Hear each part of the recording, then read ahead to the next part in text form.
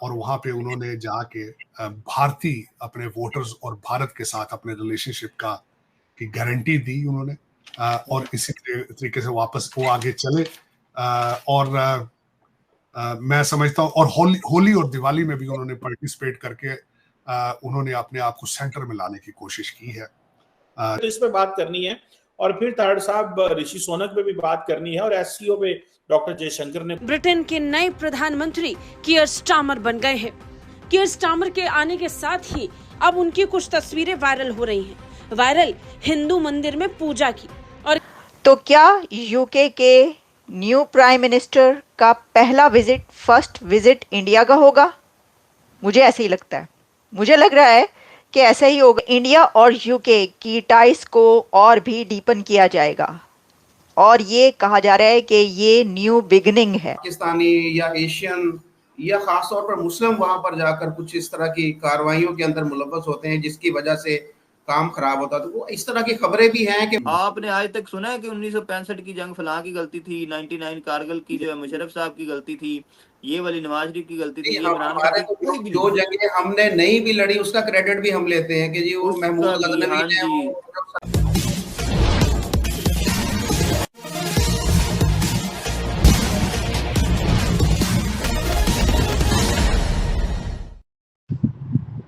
UK में चुनाव जीतने के तुरंत बाद नए प्रधानमंत्री ने होली और दिवाली के छुट्टी की घोषणा यूके में कर दिया है। साथ ही उन्होंने भारत के साथ फ्री ट्रेड एग्रीमेंट और भारत विरोधी खालिस्तानियों और इस्लामी जिहादियों को ब्लैकलिस्ट करने का भी ऐलान कर दिया है। इससे सबसे ज्यादा बेचैनी पाकिस्तान को हो रही है।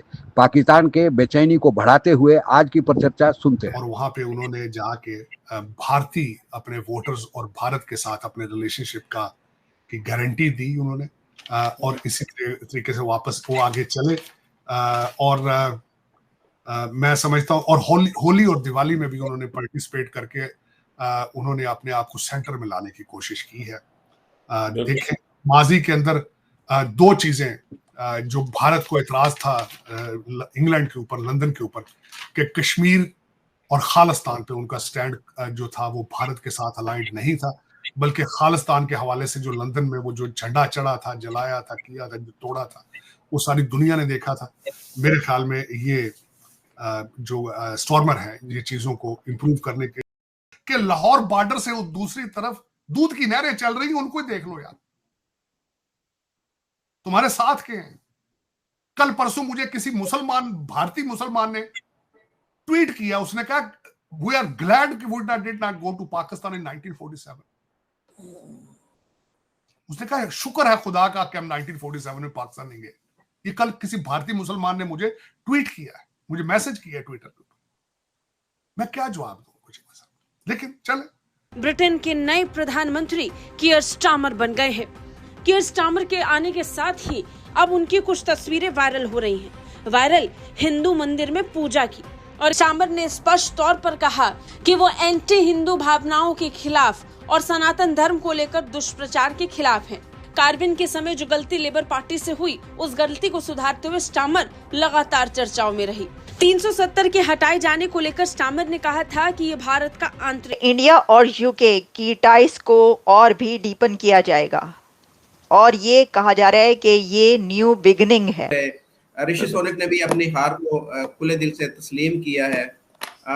410 के करीब मेरे ख्याल में, अगर मैं गलत नहीं हूँ, पाकिस्तानी या एशियन या खास तौर पर मुस्लिम वहां पर जाकर कुछ इस तरह की कार्रवाइयों के अंदर मुलव्वस होते हैं जिसकी वजह से काम खराब होता। तो वो इस तरह की खबरें भी हैं कि वो ये लोग इस तरह की कार्रवाइयों में वहां पर मुलव्वस होते हैं कि जिसकी वजह से बदनामी होती है। आपने आज तक सुना है कि 1965 की जंग फलां की गलती थी, 99 कारगिल की जो है मुशर्रफ साहब की गलती थी, ये वाली नवाज शरीफ की गलती थी। हमारे जो जंगें हमने नहीं भी लड़ी उसका क्रेडिट भी हम लेते हैं कि जी वो महमूद गजनवी ने 17 हमले किए थे जी, वो देखे कैसा बहादुर था। और वो जो दूसरा सलाहुद्दीन अय्यूबी जो था उसने ये किया।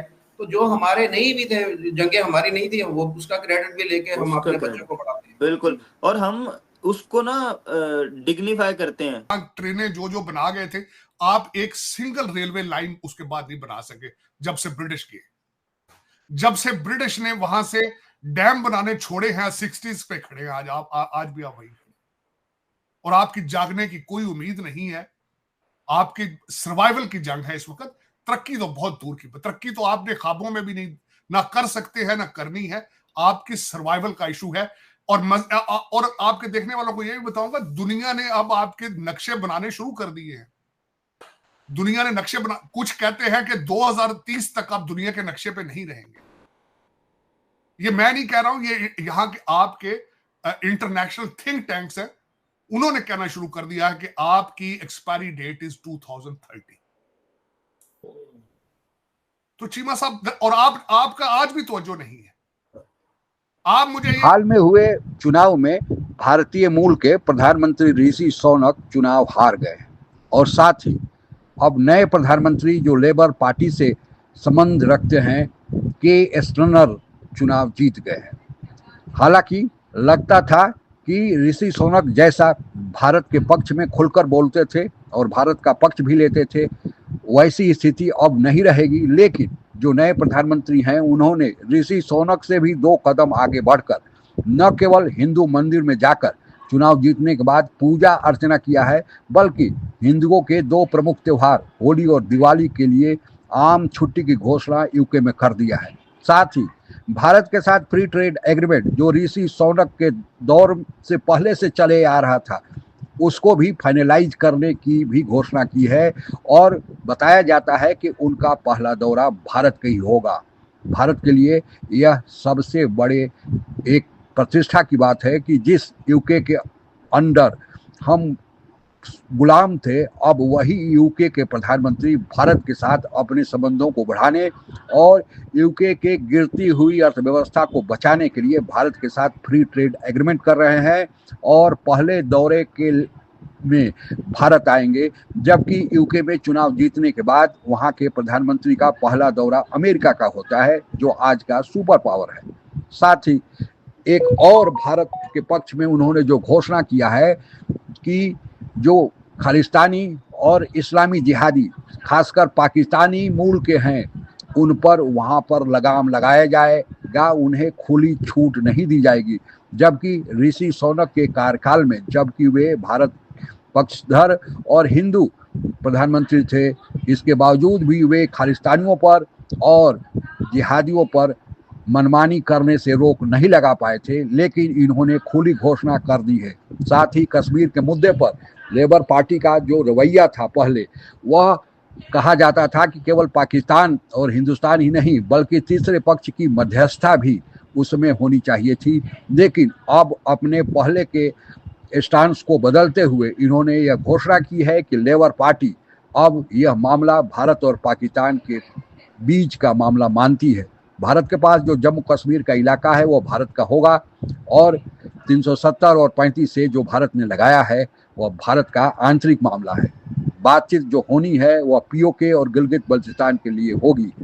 पहले यूके यूरोपियन यूनियन का सदस्य देश था, लेकिन कुछ दिनों पहले यूरोपियन यूनियन से यूके निकल गया था ताकि अपनी अर्थव्यवस्था को ठीक किया जाए। लेकिन उसके तुरंत बाद वहाँ पर कोरोना का काल आ गया और उसके चलते यूके की अर्थव्यवस्था बहुत नीचे गिरी। साथ ही वहाँ पर प्रवासियों का, बाहर से आए देशों का इलीगल रूप से बहुत संख्या में लोग आए और ऋषि सुनक ने यहाँ तक कह दिया था कि उन इलीगल माइग्रेंट्स को जो दूसरे देशों से आए हैं और खासकर उसमें इस्लामी हैं जो यूके में आकर जिहाद फैलाते हैं और तरह तरह के अपराधों में संलिप्त रहते हैं, उन्हें केन्या भेजा जाएगा।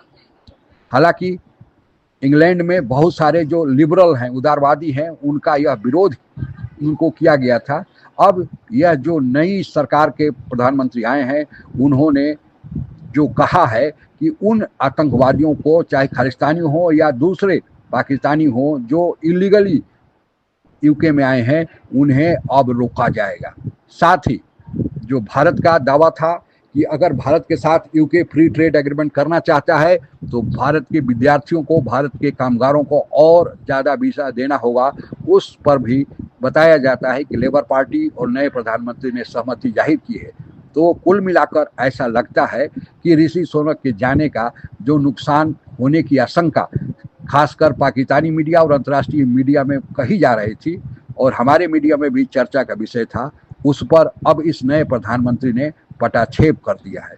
यह भारत के लिए बड़ी अच्छी बात अंतर्राष्ट्रीय जगत में मानी जा रही है, क्योंकि यूके के पास वीटो पावर है और अमेरिका का सबसे निकटतम सहयोगी यूके ही माना जाता है। आज के लिए बस इतना ही। जय हिंद। आप अगर हमसे जुड़ा रहना चाहते हैं तो कृपया मेरे चैनल को सब्सक्राइब करें तथा बेल आइकन भी दबा दें ताकि नई वीडियो की जानकारी तुरंत आप तक पहुंच जाए।